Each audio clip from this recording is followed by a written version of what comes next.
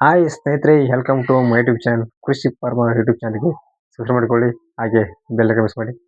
ಬನ್ನಿ ಸ್ನೇಹಿತರೆ, ಕೃಷಿ ಫಾರ್ಮರ್ ಯೂಟ್ಯೂಬ್ ಚಾನಲ್ಗೆ ಯಾರೆಲ್ಲ ಹೊಸದಾಗಿ ಬಿಡ್ತಾ ಇದ್ರೆ ಅವ್ರು ದಯವಿಟ್ಟು ಸಬ್ಸ್ಕ್ರೈಬ್ ಮಾಡ್ಕೊಳ್ಳಿ. ಹಾಗೆ ಬೆಲ್ ಪ್ರೆಸ್ ಮಾಡಿ.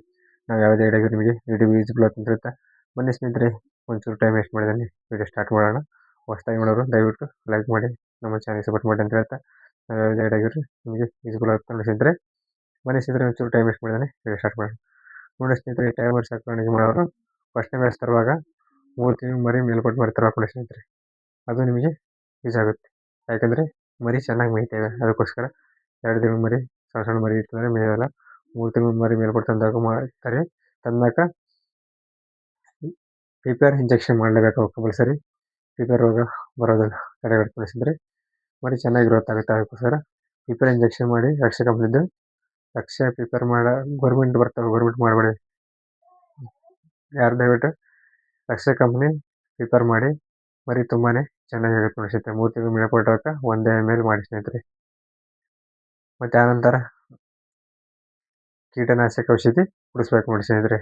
ಯಾವ್ದಾದ್ರು ಕುಡಿಸಿ, ಜೆಕ್ರಾಸಾರು ಕುಡಿಸಿ, ಜೆನ್ವಿಟಾರು ಕುಡಿಸಿ, ನಾನಾ ಥರ ಇದ್ದಾವೆ.